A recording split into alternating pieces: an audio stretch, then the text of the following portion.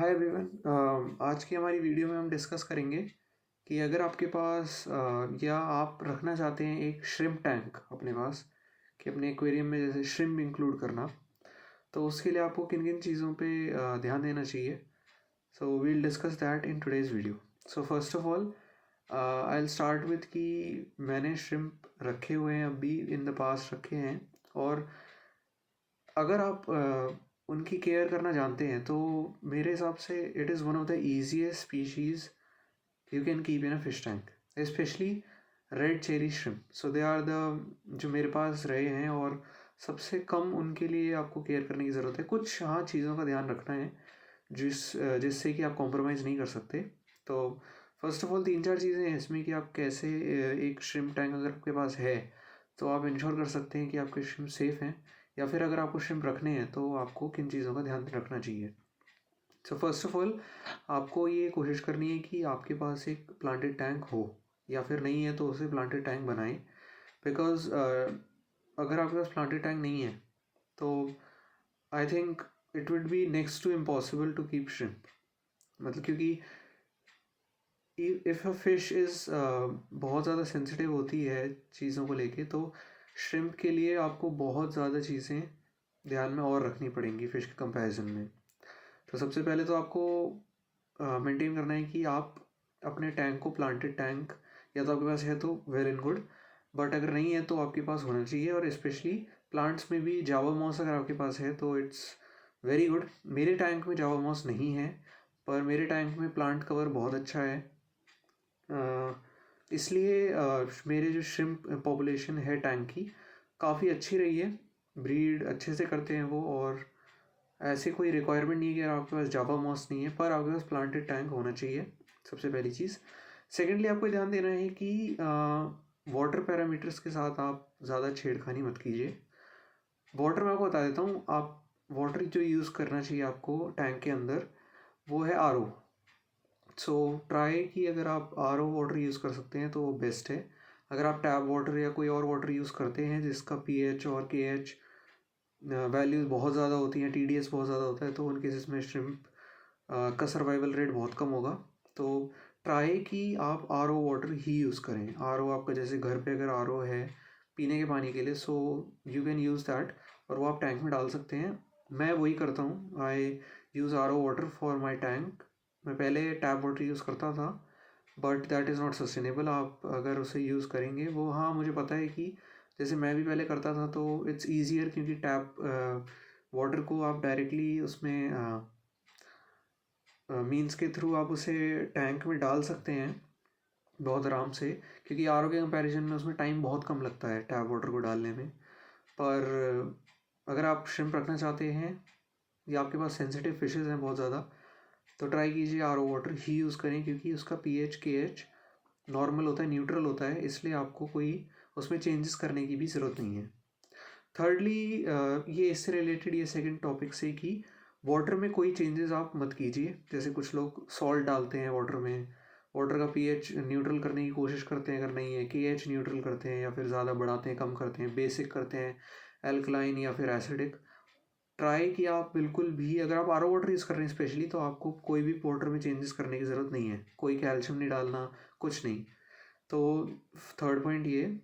Fourth आपको बहुत important है कि जो आप, अगर आपके टैंक में पहले से फिशेस हैं जिसके अंदर आपको श्रिम्प डालने हैं, या फिर आप जब श्रिम्प डालेंगे उसके बाद आप प्लान कर रहे हैं कि आप फिशेस भी डालेंगे, तो पहले से रिसर्च करिए कि आपको जो फिशेस हैं वो हमेशा ऐसी लेनी पड़ेंगी जो श्रिम्प के साथ कंपैटिबल हों। क्योंकि अगर आपने ज़्यादा एग्रेसिव फ़िश ले ली, टेरिटोरियल फ़िश ली, तो श्रिम्प क्योंकि बहुत ज़्यादा अपने आप को डिफेंड नहीं कर सकते हैं फ़िश के कंपैरिजन में, तो फिशेस कई केसेस में उन्हें मार जाती हैं, खा जाती हैं, या फिर उनके लिए जो एनवायरनमेंट जो बनेगा वो अच्छा नहीं रहेगा ब्रीड या करने के लिए।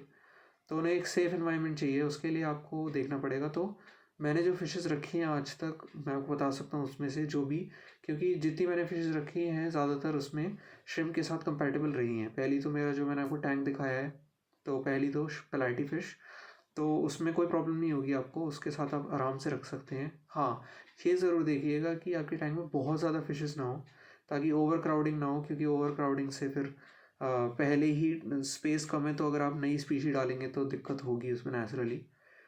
तो प्लेटी फिश आराम से चल जाती है, मॉली चल जाती है कई केसेस में। उसके अलावा आप जो लाइव बेयरर्स हैं, बाकी गपी चल जाएंगी आपकी श्रिम्प के साथ। उसके बाद आपका एक स्वॉर्ड टेल आती है, वो चल जाएगी उसके साथ। पर जैसे कुछ फिशेस होती हैं जो बहुत ज़्यादा एग्रेसिव होती हैं, जैसे टाइगर बाब्स हो गई, वो फिशेस आप ट्राई कीजिए उसके साथ नहीं डालें श्रिम्प को, क्योंकि फिर उसमें सर्वाइवल रेट नहीं होगा उनका। सेकेंडली आपकी फिशेस जैसे रोज़ी बाब हैं, जितने भी कैटेगरीज हैं ये टाइगर बाब्स, रोज़ी बाब्स। सो रोज़ी बाब्स तो स्पेशली मैंने पहले रखी थी, और वो बहुत ज़्यादा एग्रेसिव और टेरिटोरियल होती हैं, स्पेशली जब आपका टैंक भी छोटा हो। अगर टैंक बड़ा हो तो इतनी दिक्कत नहीं होती, पर अगर टैंक जैसे हमारा नॉर्मली एवरेज टैंक 50 लीटर्स का होता है, 60 लीटर 70 लीटर का होता है, तो उस केसेस में दिक्कत आती है इसमें। फिर इनकी फीडिंग को लेके जो सबसे ज़्यादा इंपॉर्टेंट है, श्रिम्प को क्या फीड करना है। तो 3-4 चीज़ें हैं इसमें ऑप्शन आपके पास। जैसे मैं जो करता हूँ वो तो पैलेट्स होते हैं, जो आपके बहुत मीडियम स्मॉल साइज़ पैलेट्स आते हैं, जो गपी फिश के लिए पैलेट्स आते हैं। ऑनलाइन आप अमेज़ॉन पे चेक कर सकते हैं। मैं बहुत छोटे पैलेट्स देता हूँ, तो उनको वो ब्रेक कर लेते हैं, क्योंकि वो पैलेट्स सिंक कर जाते हैं, नीचे बैठ जाते हैं एक्वेरियम में। तो आराम से अगर फिशेस ऊपर से खा लेती हैं, जो नीचे गिर जाते हैं उन्हें श्रिम्प ले लेते हैं। उसके अलावा फ्लेक्स आते हैं। फ्लेक्स थोड़े महंगे होते हैं, पर वो भी आप अगर अफोर्ड कर सकते हैं तो आप वो दे सकते हैं फ्लेक्स, क्योंकि बहुत आराम से खा सकते हैं फिशेस भी, और श्रिम्प्स भी खा सकती हैं। तो फ्लेक्स हो गए, स्मॉल साइज पैलेट्स हो गए, मीडियम साइज़ भी कंफर्टेबली वो खा सकते हैं। ट्राई कीजिए लार्ज साइज़ पैलेट जो होंगे बहुत ज़्यादा, उन्हें आप ना दें श्रिम्प्स को। और फीडिंग में आप दिन में एक ही बार दीजिए, जो मैंने फ़िश के लिए बताया था, एक बार। और अगर आपके पास सिर्फ श्रिम्प्स हैं तो बहुत कम 3-4 पैलेट्स पर डे चल जाएगा, उससे काम अच्छे से। क्योंकि ये लोग आपकी एल्गी भी खाते हैं, एल्गी जो प्लांटेड टैंक में होती है, या फिर प्लांट्स भी, तो इतनी कोई प्रॉब्लम नहीं होगी आपको उसमें। और लास्ट में एक बोनस टिप है, जो मेरे पास श्रिम्प रहे हैं, मैं अपने एक्सपीरियंस से बता रहा हूँ, तो मेरे पास सिर्फ एक ही कैटेगरी के श्रिम्प रहे हैं आज तक, and that is the red cherry shrimp. तो इसके अलावा मेरे पास श्रिम्प नहीं रहे हैं, जैसे अमानो श्रिम्प होते हैं, तो आई डोंट हैव दोज। तो फॉर मी, जो मेरे एक्सपीरियंस पे बेस्ड है, red cherry shrimp has been one of the easiest species in my aquarium, जिसके लिए मुझे जितना मैंने आपको पॉइंट्स बताए, अगर आप उनका ध्यान रखेंगे तो आपको कोई प्रॉब्लम नहीं आने वाली श्रिम्प को रखने में। इवन आपको श्रिम्प की पॉपुलेशन में बहुत आराम से 3-4 महीने के टाइम पीरियड में आपके श्रिम्प के नंबर्स भी बढ़ने शुरू हो जाएंगे, वो ब्रीड करना शुरू कर देंगे आराम से। तो ये सारे पॉइंट्स इसी चीज़ के लिए हैं कि उनको एक सेफ़, सिक्योर और कंफर्टेबल एनवायरनमेंट हो, क्योंकि इस एनवायरनमेंट में ही फिर वो प्रोक्रिएट करते हैं, हेल्दीली ग्रो करते हैं और हेल्दी रहते हैं। तो इन चीज़ों का आप ध्यान रखिए। इसके अलावा if there is something else, I'll make an updated video. If you guys have a query or have a suggestion for me, you can leave it in the comment section, and do like, share and subscribe guys. Thank you.